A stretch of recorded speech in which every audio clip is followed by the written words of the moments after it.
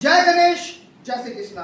मैं एंकर लोकेश फिर से स्वागत करता हूं आपके अपने चैनल पे जिसका नाम है मन मंथन। और आज मैं आप सबके समक्ष आया हूं क्योंकि मैं आपको अष्टविनायक यानी कि महाराज गणपति जी के बारे में कुछ रोचक जानकारियां दे सकूं। और वैसे तो आज पूरा विश्व श्री गणेश चतुर्थी का ये पावन दिन मना रहा है और गणेश चतुर्थी वे धूमधाम से मना रहे हैं।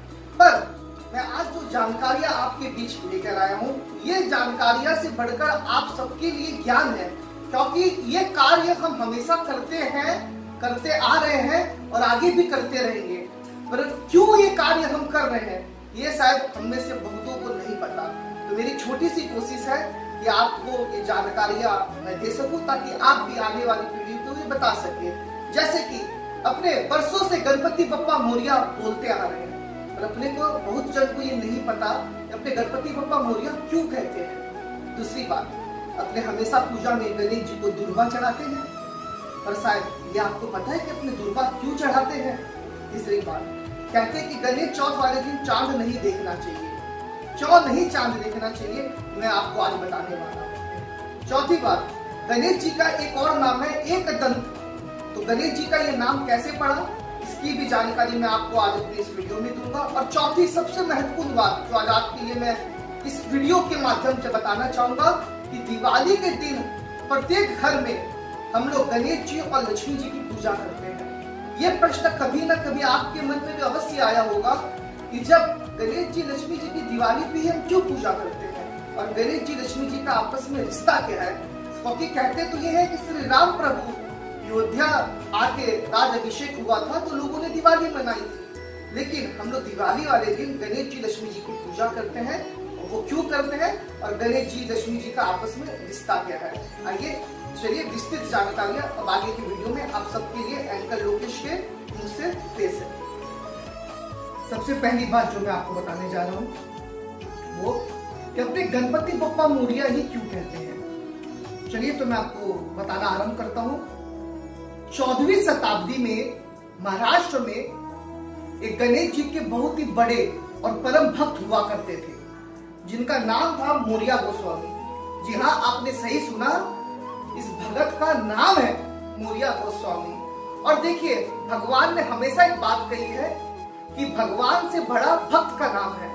आप जो कोई भगवान को आप माने, आप हमेशा देखिएगा कि उनके कोई ना कोई भगत जरूर ऐसे हुए हैं जिनका नाम हम भगवान के पहले लेते हैं। अगर आप तारकेश्वर कभी गए हो तो देखिएगा कि वहां पे लोकनाथ बाबा का मंदिर आता है। वो लोकनाथ भी भगवान तारकनाथ के भगत हुआ करते थे।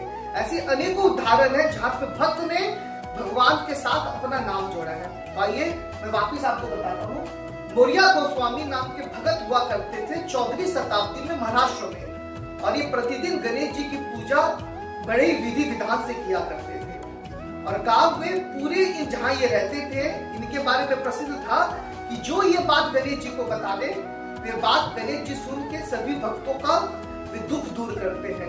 तो धीरे धीरे इनकी क्या थी, पूरे महाराष्ट्र में फैल गई और इनके साथ लोगों ने इनका नाम गणेश जी के साथ जोड़ दिया। एक दूसरी मान्यता ये भी है कि गणेश जी ने खुद वरदान दिया था मोरिया गोस्वामी जी को कि तुम्हारा नाम मेरे नाम के साथ जुड़ेगा तभी मेरा जयकारा वो कबूल होगा। और इसी के साथ तब से हम लोग गणपति बप्पा के साथ इनका नाम जोड़ते हैं और इनका नाम मिला के हम लोग कहते हैं गणपति बप्पा मोरिया। आइए अब मैं आपको बताता हूँ कि हम लोग गणेश जी को दुर्वा क्यों चढ़ाते हैं। तो पौराणिक कथाओं के अनुसार अनलासुर नाम का एक दैत्य हुआ करता था, और उस दैत्य को ये वरदान था कि जब तक कोई उसे जिंदा नहीं निकल जाए उसकी मृत्यु नहीं हो सकती। और वो इतना भयानक था और वो सभी पे इतना अत्याचार करता था कि उससे अत्याचार से काफी लोग त्राही त्राही करते रहते थे। और अंत में सबने, जो भी भक्तगण है, उन्होंने ब्रह्मा जी से प्रार्थना की कि हमें आप कृपया करके इस अनलासुर नामक दैत्य से आप छुटकारा दिलाओ।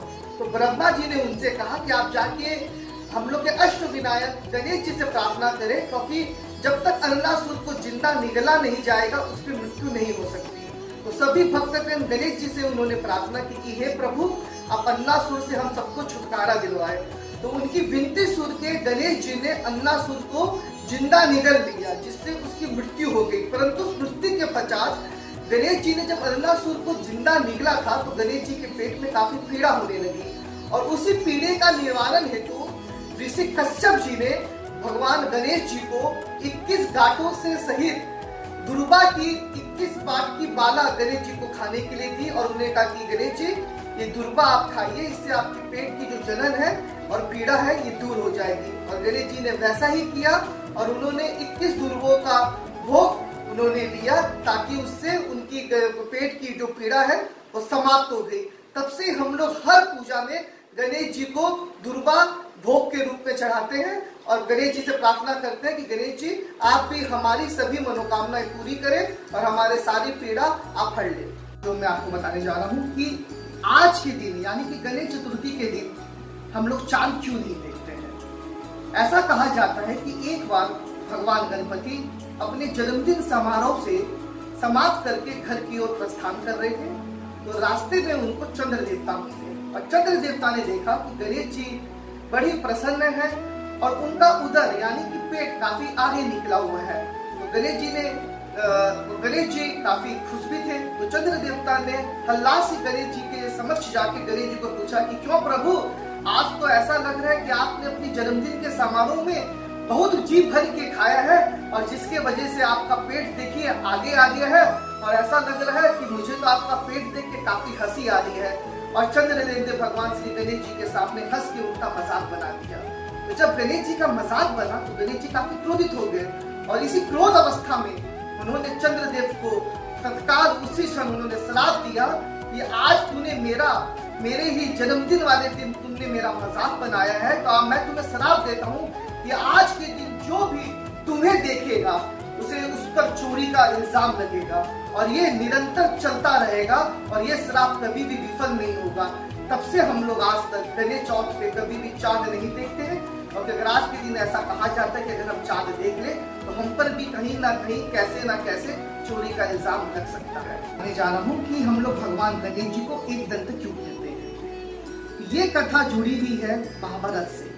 जी हाँ, जब महर्षि वेद व्यास महाभारत काव्य की रचना कर रहे थे तो उन्हें एक ऐसे व्यक्ति की दरकार थी जो ये काव्य बिना रुके लिख सके और उन्होंने इस कार्य के लिए गणेश जी को चुना।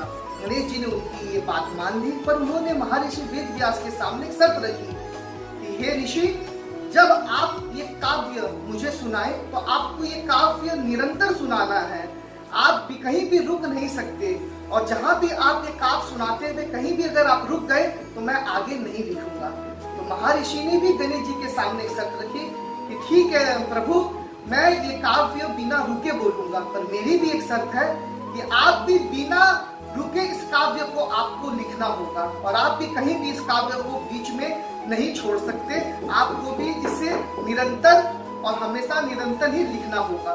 गणेश जी ने उनकी ये बात मान ली और एक समय जब ऐसा आया कि जब महर्षि गणेश जी को ये काव्य की रचना समझा रहे थे और बता रहे थे तो अचानक लिखते लिखते गणेश जी की कलम टूट गई और गणेश जी ने तुरंत बिना पल गवाए उन्होंने अपना एक दांत तोड़कर उसे कलम बनाकर आगे महाभारत की काव्य की रचना उन्होंने लिखना शुरू कर दिया। और तब से हम लोग गणेश जी को एक दंत कहते हैं और आप जो भी तस्वीर में गणेश जी का आप दर्शन करते तो आप देखते हैं कि उसमें गणेश जी की एक ही दांत है। तब से गणेश जी का नाम एक दंत पड़ा। आइए आपको ये मेरी जानकारी क्योंकि गणेश जी को हम लोग एक दंत क्यों कहते हैं ये जानकर प्रसन्नता हुई होगी।